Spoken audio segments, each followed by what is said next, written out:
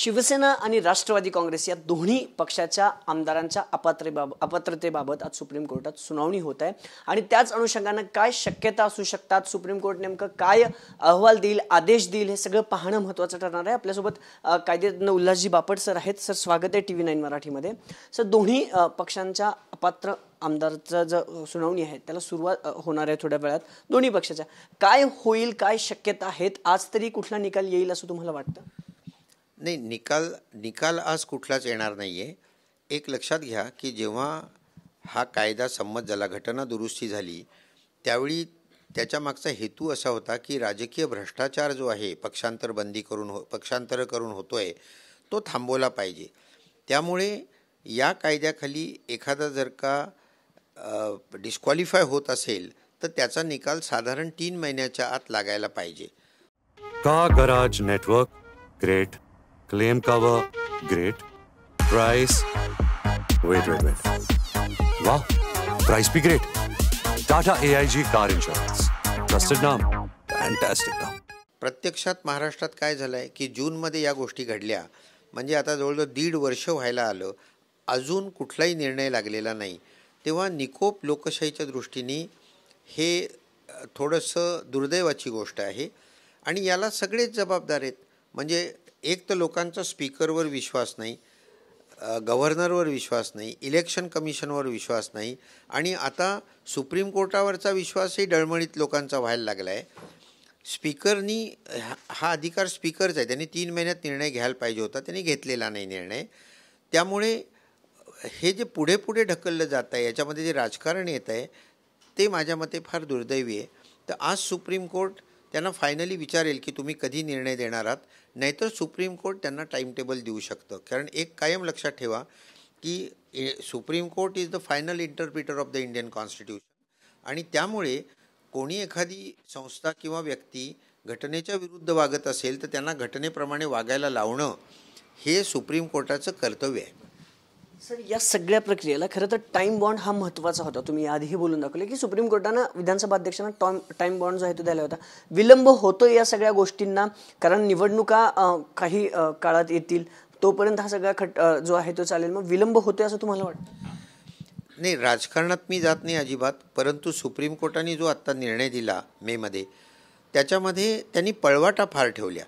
म्हणजे त्यांनी separation of powers खाली स्पीकरकडे हे जातं हे बरोबर आहे, परंतु त्यांनी रिझनेबल टाईम म्हटलं, त्याच्यात निर्णय घ्या। आता रिझनेबल टाईमचा दुरुपयोग होऊ शकतो आणि भारतात तर दुरुपयोग होतो हे सुप्रीम कोर्टालाही माहिती आहे। गव्हर्नर दुरुपयोग करतात, स्पीकर दुरुपयोग करतात, तेव्हा त्यांनी स्पेसिफिक टाईम लिमिट द्यायला पाहिजे होती, ती दिली नाही। पण त्याहून महत्त्वाचं एक ओमिशन मला नेहमी असं वाटतं की 2/3 लोक एकाच वेळी बाहेर जायला पाहिजेत, हे स्पष्टीकरण सुप्रीम कोर्टाने द्यायला पाहिजे होतं, ते त्यांनी दिलेलं नाही। कारण 2/3 एकाच वेळी बाहेर गेले पाहिजेत हे घटनेचा अर्थ आहे। मग 16 लोक जे पहिले बाहेर पडले ते 2/3 होत नाहीत, त्यांनी मर्जरी केलेलं नाही आणि त्यामुळे ते डिस्क्वालिफाय होतात। आता ते डिस्क्वालिफाय होतात हे राज्यघटनेप्रमाणे जर का असेल तर 1.5 वर्ष हे सरकार इथे कार्यरत आहे, तेव्हा इथे कुठेतरी फार मोठं घटनेचं उल्लंघन किंवा घटनेशी विसंगत असं सगळा कारभार हा चाललेला आहे असं मला वाटतं। सर, एक खरं तर विधान जे आहे राज्याच्या उपमुख्यमंत्री आणि गृहमंत्र्यांनी मुलाखतीत बोलताना केलं होतं TV9च्या की जर शिंदे अपात्र होणार नाहीत, जर ते अपात्र झाले तर त्यांचं मुख्यमंत्रीपद आम्ही टिकवू, कारण त्यांना विधान परिषदेवर घेऊ। कायदा काय सांगतो सर? फडणवीसांचं हे विधान कायद्यानं रूपी बरोबर आहे का असं तुम्हाला वाटतं? काय आहे, कुठल्याही राजकारणातल्या उच्चपदस्थ व्यक्तींनी खूप जबाबदारीने बोलणं आवश्यक असतं।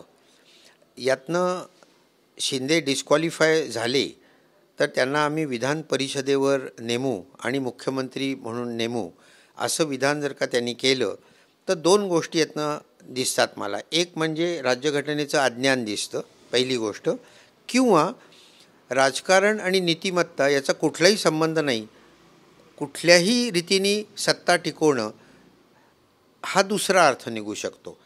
आता 91वी घटना दुरुस्ती जी झाली 2003 साली, वाजपेयीच पंतप्रधान होते त्यावेळी, त्या याच्यात स्वच्छ शब्दात लिहिलेलं आहे की या कायद्याखाली जर का कोणी डिस्क्वालिफाय झाला तर त्याला मंत्री राहता येणार नाही। पॉईंट 1, कुठपर्यंत मंत्री राहता येणार नाही तर त्याची मुदत संपेपर्यंत राहता येणार नाही, किंवा त्याच्या आत जर का तो निवडून आला तर त्याला पुन्हा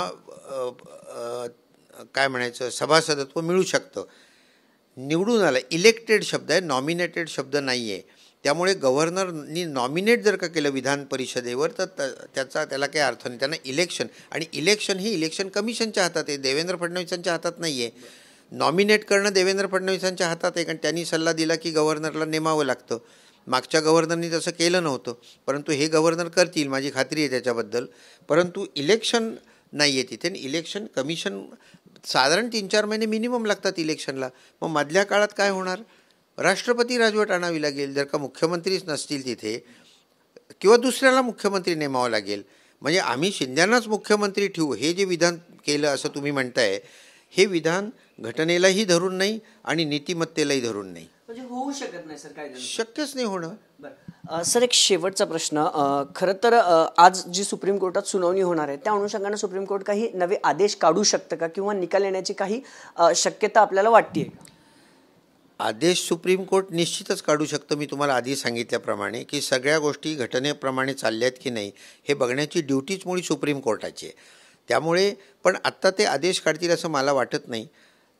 टाईम टेबल जे स्पीकर साहेबांनी दिलेलं आहे ते बरोबर असेल तर त्याला ते होकार देतील. ते चुकीचं असेल तर सुप्रीम कोर्ट कुठल्या टाईम टेबलप्रमाणे हा निर्णय घ्यायचा ते त्यांना आत्ता सांगतील. आत्ता निर्णय नाही लागणार. खरं तर आज जी सुनावणी होत्या त्यामध्ये निर्णय कुठलाही लागणार नाहीये. सुप्रीम कोर्ट कुठला आदेश देतं का अध्यक्षांना हे त्यातल्या त्यात पाहणं महत्त्वाचं ठरणार आहे. टाइम बॉन्डिंग हा महत्त्वाचा मुद्दा जो आहे सुनावणीतला तो असणार आहे. कॅमेरा पर्सन अभिजित पिसेसह अभिजित पोते, TV9 मराठी, पुणे.